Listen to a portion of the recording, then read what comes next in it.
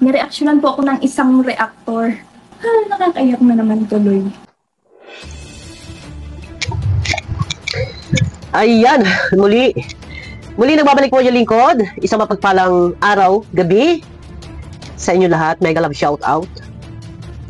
Dito guys, sa ating thumbnail, Carla natitrigger or naiipit, kumbaga, nadadawit sa gulo na trigger.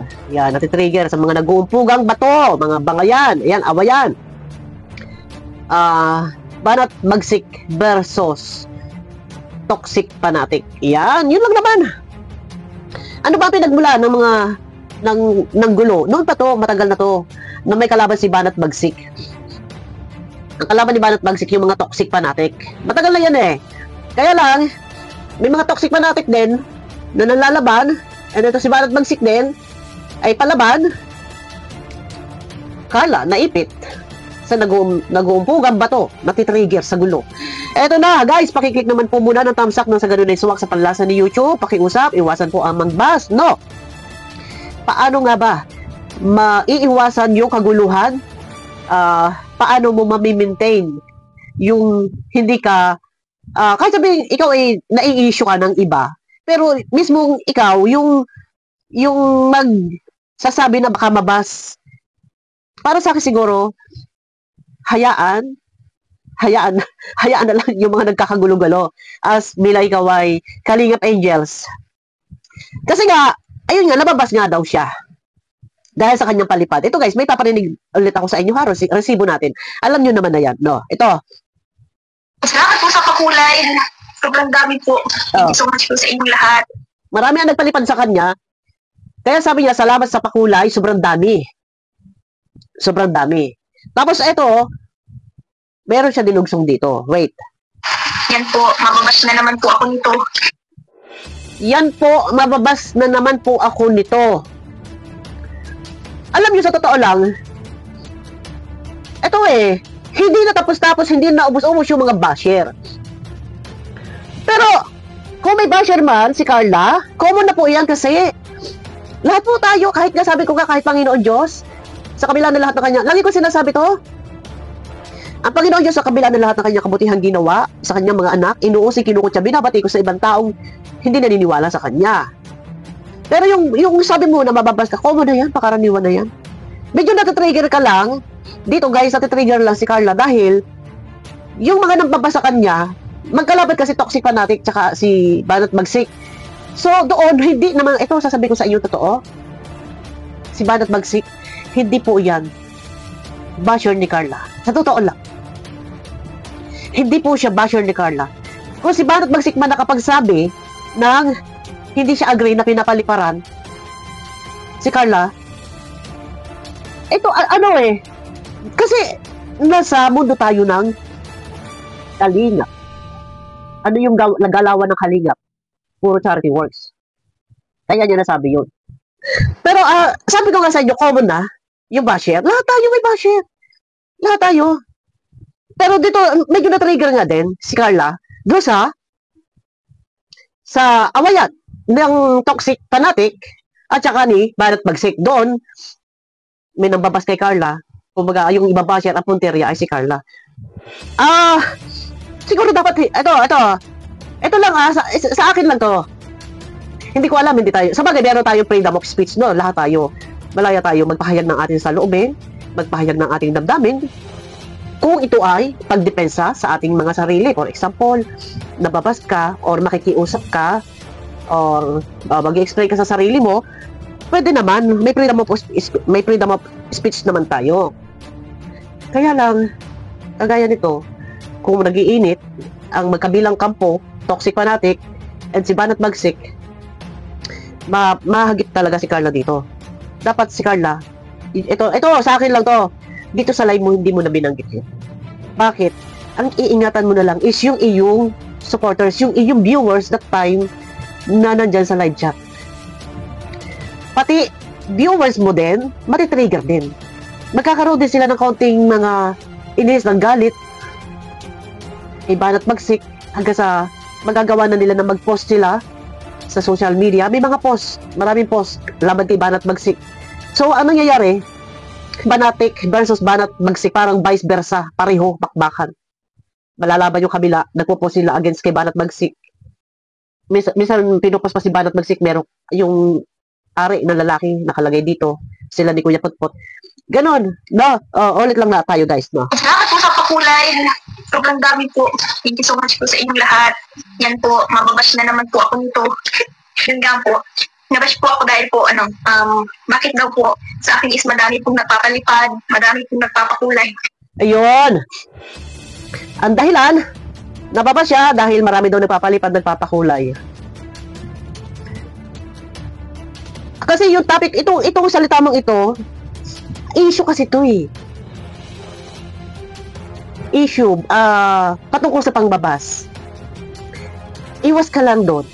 Huwag ka doon, huwag ka focus doon. Huwag mo din itapik sa live mo.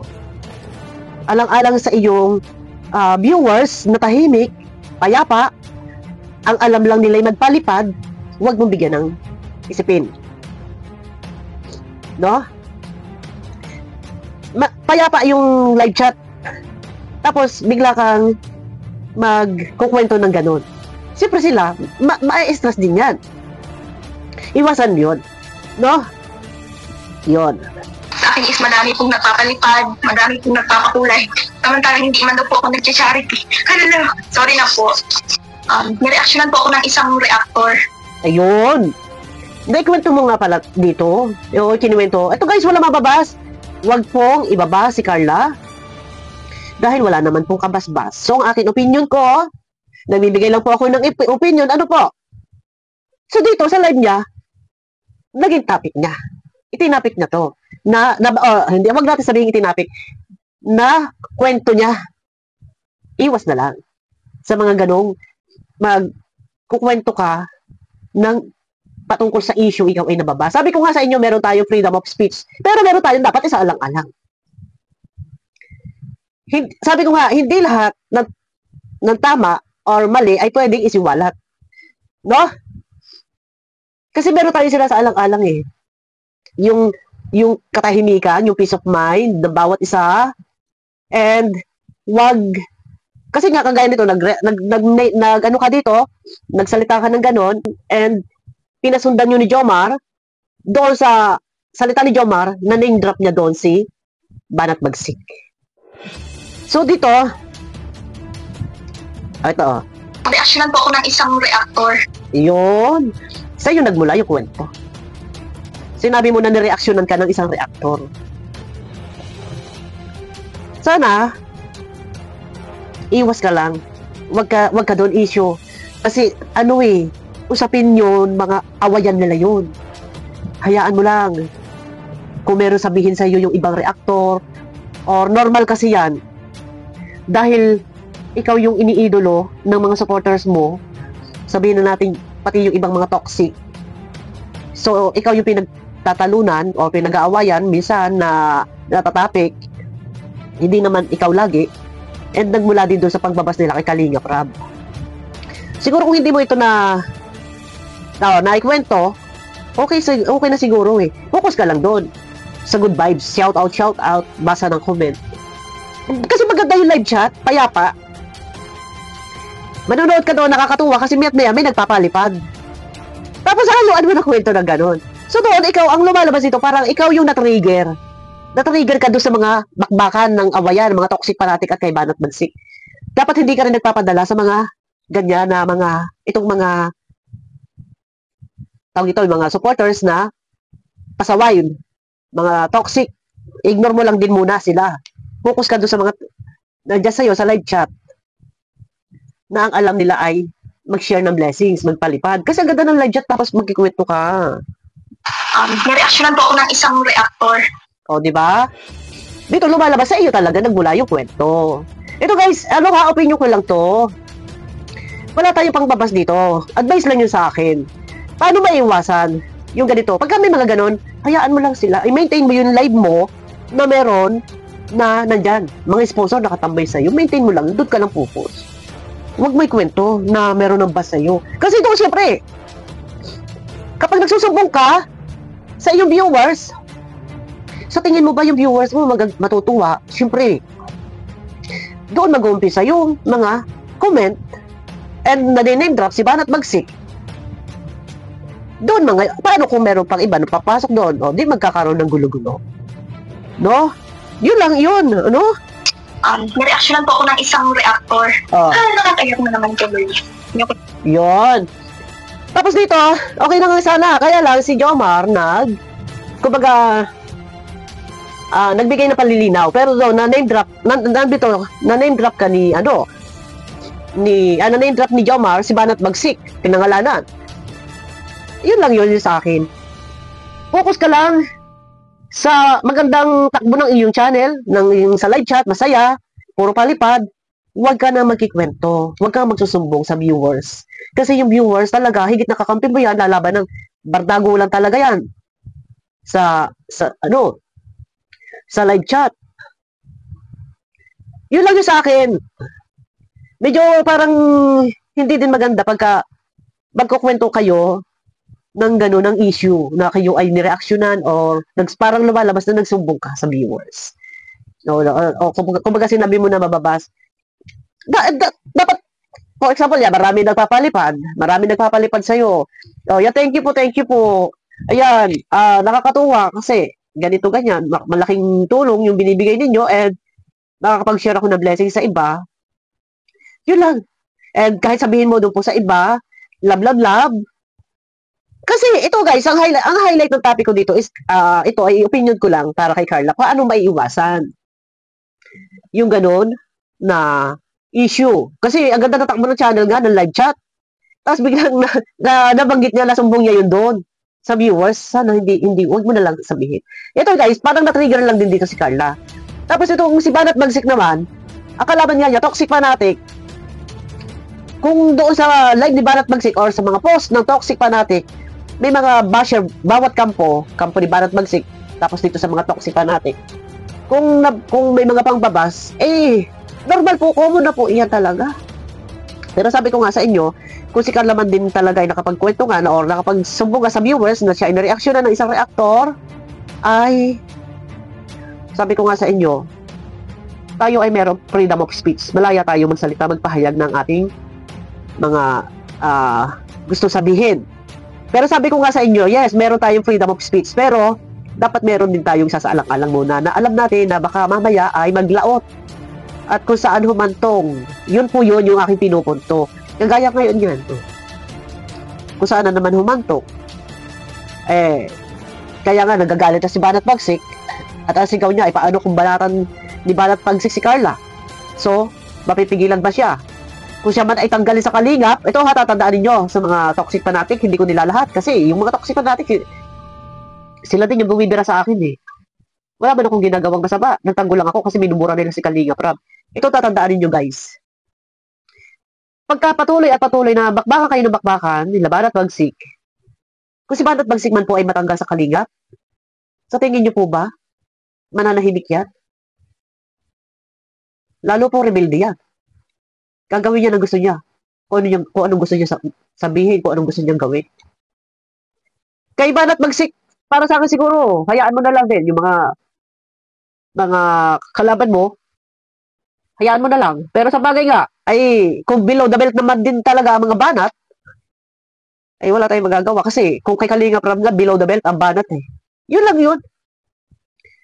Below the belt din ang banat kay Kalingap Rab. Diyan lang naman nag-umpisa din yung problema. Yun lang. Ang highlight lang naman ng ating topic, ito ay kay Carla, iwasan na magkwento ka na tungkol sa mga nagaganap sa mga bakbakan ng yung sa mga issue.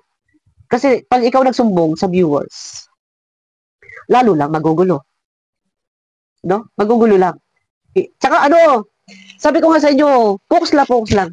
Kung ano yung alam mong magiging masaya yung iyong viewers and ma-maintain yung kapayapaan doon sa live chat na walang nag-aaway-away. Kaso doon sa live ni Carla, may nagko-comment mangilan-ngilan. Banat Bagsik. May nagko-comment. Yun lang. Kasi nga sa dami ng palipad, sa halip na yung sinabi ni Carla na, thank you, malaking bagay po talaga, makakashare ako ng blessings sa iba, Dapat ganun yun, yung maririnig dati kay Carla. So, ang sinabi lang ni Carla, naku, mababas na naman ako nito kasi nga, sobrang daw dami kong palipad, marami pa kulay, tapos may nag-reaction po sa akin isang reactor. Yun yung inano mo. Nasa halip sana, nag-thank you ka na lang sa mga nagpalipad, nagpakulay. Pero ang sinabi mo, marami akong palipad, marami akong pakulay, mababas na naman ako. Kasi, bakit ako marami palipad, pakulay, wala naman akong charity. Works. Tapos may nag-reaction po sa akin na reactor. Yun. Pero okay Carla siguro. Kasi sabi ko nga sa inyo, hindi ito magagawa ni Banat Bagsik na maging basher ni Carla. Kasi nasa kaligap si Banat Bagsik eh. Yung toxic fanatic, yun talaga yung kalaban. Nag-umpisa lang yan, nung minura-mura si Kalinga Prab noon. Inaaway si Kalinga Prab. Hanggang sa humaba ng humaba. Hanggang ngayon, yun pa rin at yun yung kalaban ni Banat Bagsik, hindi si Carla. Tapos guys, ito ha. Siguro kaya naman din nabanggit nga ni Banat Bagsik, hindi naman talaga intention niya na. Kumbaga na-trigger na lang din doon sa mga fanatic, no? Na-trigger na lang din. Kumbaga, kaya siguro nabanggit ni Banat Bagsik na hindi siya agree doon sa palipad. Unang-una, na-trigger. At saka pangalawa, nasa mundo tayo ng kalingap. Nabanggit ko na yan kanina. Ano ang meron sa kalingap? Puro pagtulong. Kailangan ng mga charity vlogger na pera para pantulong sa kapwa. And deserve nga din talaga ng mga charity vlogger na sila ay paliparan. Kasi meron silang charity works. Pagka wala silang pera, walang revenue, wala silang pantulong, walang vlog. Kaya yun din talaga yung nasasabi ni Banat Bagsik. No, may mga charity vlogger, dapat dun magpalipad kasi nga, sa kalinga, puro pagtulong. Deserve talaga ng iba, ng mga charity vlogger na paliparan para pantulong. No, yun lang. Tsaka hindi naman intention siguro talaga na personalin. Di ba Bagsik si Carla? Ito hindi sa kinakampihan ko. Sabi ko nga sa inyo, neutral tayo. Hindi rin talaga intention. Wala intention personalin si Carla. Kumbaga, dahil sa viewers, sa mga fanatikong toxic na kalaban ni Banat Bagsik. No, walang hindi intention na personalin si Carla dito. Wala. Nag-trigger na lang. And si Carla, na-trigger na lang din. Dapat sana yung sinabi ni Carla na thank you, malaking tulong po ito, makakapag-share po ako ng blessing. Sabi po ng iba, hindi rin ako nagcha-charity. So, ito po, may pag-charity na ako. Yun, ganun lang. Ganun lang. Hindi yung may nag-reaction po sa reactor, hindi rin ako po nagcha-charity. Yung mga, kaya lang, meron kang taong pinatutungkulan. May tinutukoy kang tao na sinasabi mo na hindi naman daw ako nag-charity, ganyan-ganyan. Meron kang tinutukoy na tao. Di ba? Iwas na lang sa mga issue, wag mo dadalhin sa iyong channel. Ma-maintain mo yung kapayapaan doon sa live chat mo. Huwag kang magsusumbong sa viewers, huwag kang magkikwento patungkol sa mga bagay na yan dahil napaka-sensitive ng iyong mga supporters. Yun lang, no? Yun lang, guys. Nasa ganon, hindi ka madawit sa issue. Yan. No, yun lang. Kasi awayan nila yun eh.